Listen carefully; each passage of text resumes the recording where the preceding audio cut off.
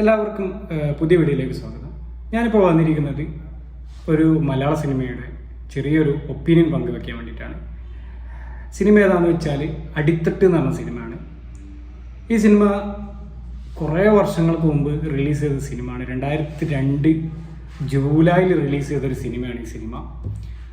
ഈ സിനിമയ്ക്ക് 2002 മികച്ച രണ്ടാമത്തെ സിനിമക്കുള്ള കേരള സ്റ്റേറ്റ് ഫിലിം അവാർഡ് ലഭിച്ച സിനിമയാണ്. അപ്പോൾ സിനിമ ഇന്നലെ കണ്ടു. മനോരമ മാക്സ് വഴിയാണ് അത് സ്ട്രീം ചെയ്യുന്നത്. അപ്പോൾ സിനിമയിലേക്ക് വന്നു കഴിഞ്ഞാൽ സിനിമ ഡയറക്റ്റ് ചെയ്തിരിക്കുന്നത് ജിജോ ആൻ്റണിയാണ്. എഴുതിയിരിക്കുന്നത് ഗൈസ് മിലൻ. പ്രൊഡ്യൂസ് ചെയ്തിരിക്കുന്നത് സൂസൻ ജോസഫ്, സിൻ ടെരേസ, ജിജോ ആൻ്റണി, വിനീഷ് വിജയൻ. അഭിനയിച്ചിരിക്കുന്നത് സണ്ണി വെയിൻ, ഷൈൻ ടോം ചാക്കോ, VS ജയബാലൻ, അലക്സാണ്ടർ പ്രശാന്ത്, മുള്ളൻ അനി, ജോസഫ് യേശുദാസ്, മുരുകൻ മാർട്ടിൻ, സാബുമോൻ അബ്ദുൽ സമദ്. ഇതിൽ സാബുമോന് വലിയ റോളൊന്നുമില്ല, ചെറിയൊരു റോള് ഫസ്റ്റിൽ തുടക്കത്തിൽ കാണിക്കുന്ന റോളേ ഉള്ളൂ. പിന്നെ ഇതിൽ പ്രധാന കഥാപാത്രങ്ങളായിട്ട് വളരെ കുറച്ച് താരങ്ങൾ മാത്രമേ ഉള്ളൂ. പിന്നെ ഇതിൻ്റെ സിനിമാറ്റോഗ്രാഫി പാപ്പിനുമാണ്. എഡിറ്റ് ചെയ്തിരിക്കുന്നത് നൗഫൽ അബ്ദുള്ള. മ്യൂസിക് നാസർ അഹമ്മദ് ശ്രീഹരി. പിന്നെ ഇതൊക്കെയാണ് ഇതിൻ്റെ ഒരു കാസ്റ്റ് ആൻഡ് ക്രൂ. പിന്നെ ഇത് സിനിമ വളരെ കുറച്ച് സമയമുള്ളൂ. 1.5 മണിക്കൂർ, ഏതാണ്ട് 1 മണിക്കൂറും 30 മിനിറ്റും മാത്രമേ സിനിമക്ക് ദൈർഘ്യമുള്ളൂ. ചെറിയ സിനിമയാണ്. പിന്നെ എന്ന് പറഞ്ഞാൽ ഈ സിനിമയിലേക്ക് വന്നു കഴിഞ്ഞാൽ ഇതിൽ തുടക്കത്തിൽ തന്നെ ഒരു 5-6 പേര് 7 പേര് കടലിലേക്ക് പോകുന്നതും പിന്നീട് കടലിൽ വെച്ചുണ്ടാകുന്ന ചില സുപ്രധാന സംഭവങ്ങളും കാര്യങ്ങളൊക്കെയാണ് സിനിമയിൽ പറയുന്നത്. സിനിമ നടക്കുന്നത് ഏകദേശം കൊറോണ ആ ഒരു സമയത്ത് നടക്കുന്ന കഥയായിട്ടാണ് കാണിക്കുന്നത്. സിനിമേൻ്റെ ഒരു എക്സ്പീരിയൻസ് എന്ന് പറയുമ്പോൾ ഒരു മോശമല്ലാത്തൊരു സിനിമ, ചെറിയൊരു കുഞ്ഞു സിനിമ. അതിൽ പറയുന്ന സബ്ജക്റ്റ് ആ ഒരു ഇൻറ്റൻസിറ്റിയോട് കൂടി തന്നെ പറയാൻ കഴിഞ്ഞിട്ടുണ്ട്.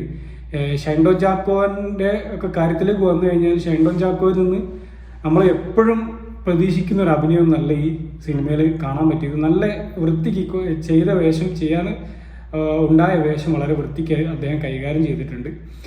പിന്നെ സിനിമയിൽ പറയുന്നത് ഒരു ചെറിയൊരു റിവെഞ്ചും കാര്യങ്ങളൊക്കെയാണ്. അപ്പം ഇതിനു മുമ്പ് നമ്മുടെ കൊണ്ടൽ എന്ന് പറഞ്ഞിട്ടുള്ള സിനിമ വന്നിട്ടുണ്ടായിരുന്നു. ആ സിനിമ ഞാൻ കണ്ടതാണ്. ആ സിനിമയ്ക്ക് എന്ന് പറഞ്ഞാൽ കൂടുതലും സിനിമാറ്റിക് എലമെൻറ്റ്സ്, അതായത് ഇപ്പോൾ ഒരു പ്രത്യേകിച്ച് ഇതിൽ മുക്കുവര കഥയാണ് പറയുന്നത്. അപ്പോൾ കൊണ്ടലും അങ്ങനെ തന്നെയാണ്. കടലിലേക്ക് പോകുന്ന ഈ മത്സ്യബന്ധനക്കാരുടെ കഥയാണ് പറയുന്നത്. അപ്പോൾ കൊണ്ടലും ഇതിലൊക്കെ ഏറെക്കുറെ ഒരേ സബ്ജക്റ്റാണ് കൈകാര്യം ചെയ്യുന്നത്. പക്ഷെ രണ്ടും തമ്മിലുള്ള മാറ്റം എന്ന് പറഞ്ഞാൽ രണ്ടും കൈകാര്യം ചെയ്തിരിക്കുന്ന രീതിയാണ്. കൊണ്ടലിൽ അവരുദ്ദേശിച്ച ഒരു റിവെഞ്ച് വേണ്ട രീതിയിൽ വർക്കൗട്ട് ചെയ്യിക്കാൻ പറ്റിയിട്ടില്ല.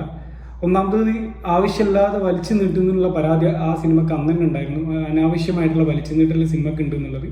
അത് ചെറിയൊരു സബ്ജക്റ്റ് ഇങ്ങനെ വെറുതെ വലിച്ചു നീട്ടി കൊണ്ടുപോകുന്നു എന്നുള്ളൊരു കാര്യം അന്ന് തന്നെ പറഞ്ഞിരുന്നു. ഈ സിനിമ നോക്കുമ്പോൾ ആ പറയാൻ ഉദ്ദേശിച്ച സബ്ജക്റ്റ് വളരെ കുറഞ്ഞ സമയത്തിൽ വൃത്തിയായിട്ട് പറഞ്ഞിട്ടുണ്ട്. അതിൽ അഭിനേതാക്കളെ പ്രകടനത്തിനൊക്കെ അതിന് വലിയൊരു പങ്ക് തന്നെയുണ്ട്. പ്രത്യേകിച്ച് ഇത് കുറച്ച് താരങ്ങൾ മാത്രമേ ഉള്ളൂ. അതുകൊണ്ട് തന്നെ കുറച്ച് താരങ്ങളേ ഉള്ളൂ. ഒരേ ലൊക്കേഷനിൽ വെച്ചിട്ടാണ് പ്രധാനമായിട്ടും കഥ നടക്കുന്നത്. അപ്പോൾ അതുകൊണ്ട് അഭിനയത്തിന് കൂടുതൽ ശ്രദ്ധ കൊടുക്കേണ്ട, കാണുന്ന ആളുകൾ അഭിനയത്തിന് ശരിക്കും ശ്രദ്ധിച്ചു പോകുന്ന രീതിയിൽ ആണ് ഇതിൻ്റെ ഈ സിനിമേൻ്റെ ഒരു കാര്യം. കാരണം നമ്മളിപ്പോൾ കണ്ടു കഴിഞ്ഞാൽ കൂടുതൽ ലൊക്കേഷൻ, ഇപ്പോൾ പ്രിയദർശൻ സിനിമകളൊക്കെ നോക്കുന്ന സമയത്ത് ഒരുപാട് താരങ്ങൾ, ഒരുപാട് ലൊക്കേഷൻസ് ഒക്കെ ഉണ്ടാവും. അപ്പോൾ അതിലൊക്കെ എന്ന് പറഞ്ഞാൽ നമുക്ക് അഭിനയം കുറച്ച് മോശമായാലും അതിലുള്ള ഒരു എന്താ പറയുക, സിനിമാറ്റോഗ്രാഫിയും അതിൻ്റെ കാഴ്ചകളും കാര്യങ്ങളും ഒക്കെ നല്ല വൃത്തിക്ക് എടുത്തു കഴിഞ്ഞാൽ നമുക്ക് കണ്ടിരിക്കാൻ പറ്റും. പക്ഷേ ഈ ഒരു സിനിമയെ അപേക്ഷിച്ച് നോക്കുമ്പോൾ ഒരൊറ്റ ലൊക്കേഷനിൽ മാത്രം കേന്ദ്രീകരിച്ച് പറയുന്ന, കുറച്ച് ആളുകൾക്കിടയിൽ മാത്രം പറയുന്ന ഒരു കഥ ആയതുകൊണ്ട് അഭിനയത്തിന് വലിയൊരു പ്രാധാന്യമുണ്ട്. അപ്പോൾ ആ അഭിനയ പ്രാധാന്യം അത് ശരിക്കും ഉൾക്കൊണ്ട് തന്നെ അഭിനയിച്ചിട്ടുണ്ട്.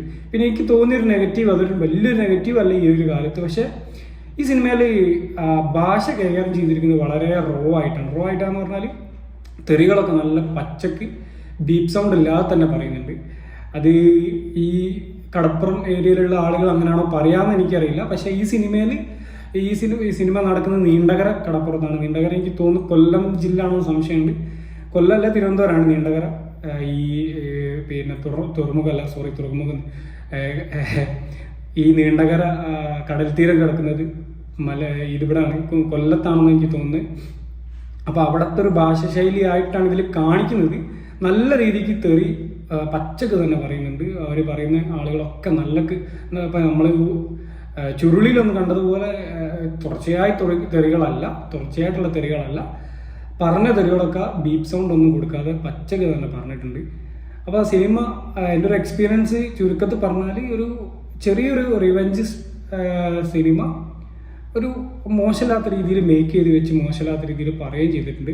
എനിക്ക് തോന്നുന്നു അവരുദ്ദേശിച്ച സബ്ജക്റ്റ് വളരെ കുറഞ്ഞ സമയത്തിൽ കണ്ട ആളുകളിലേക്ക് എത്തിക്കാൻ പറ്റിയതുകൊണ്ടായിരിക്കും ആ സിനിമയ്ക്ക് മികച്ച സിനിമക്കുള്ള സ്റ്റേറ്റ് അവാർഡ്, മികച്ച രണ്ടാമത്തെ സിനിമക്കുള്ള സ്റ്റേറ്റ് അവാർഡ് കൊടുത്തതെന്നാണ് എനിക്ക് തോന്നുന്നത്. കാരണം ആ 1.5 മണിക്കൂറിൽ അവർ പറയാൻ ഉദ്ദേശിച്ച കാര്യം ഒട്ടും ലാഗില്ലാതെ പറഞ്ഞ് തീർക്കാൻ സാധിച്ചിട്ടുണ്ട്. എന്തുകൊണ്ടാണ് ഈ സിനിമയൊന്നും മുമ്പ് 2 വർഷത്തിലേറെയായിട്ട് 2.5 വർഷത്തോളമായി ഈ സിനിമ തിയേറ്ററിൽ ഇറങ്ങിയിട്ട് അന്നൊന്നും ഇത്രയും കാലം എന്തുകൊണ്ട് OTT ഒന്നും വന്നിട്ടില്ല എന്നത് വലിയൊരു ചോദ്യചിഹ്നമാണ്. കാരണം ചെറുകിട സിനിമകൾ എടുക്കാൻ OTTക്കാർ പലപ്പോഴും താല്പര്യം കാണിക്കുന്നില്ല. പ്രത്യേകിച്ച് അത് തിയേറ്ററിൽ വലിയൊരു റണ്ണില്ലാത്ത സിനിമയെ കൂടി ആണെങ്കിൽ പറയും വേണ്ട. ഈ സിനിമ സ്വീകരിച്ചിരിക്കുന്ന ഒരു മേക്കിംഗ് സ്റ്റൈൽ എന്തായിരിക്കും ഒരു പക്ഷേ അതിനെ ലോങ് റണ്ണിൽ നിന്നും മികച്ച അഭിപ്രായങ്ങളിൽ നിന്നൊക്കെ തടഞ്ഞത്. കാരണം ഒരു റിയലിസ്റ്റിക് ആയിട്ടുള്ള ശൈലിയാണ് അത്. സിനിമൻ്റെ മേക്കിങ്ങിലായാലും അവർ പറയുന്ന അവരെ തമ്മിലുള്ള സംസാര ശൈലിയിലായാലും തിരക്കഥയിലായാലും അഭിനയത്തിലായാലും ഒക്കെ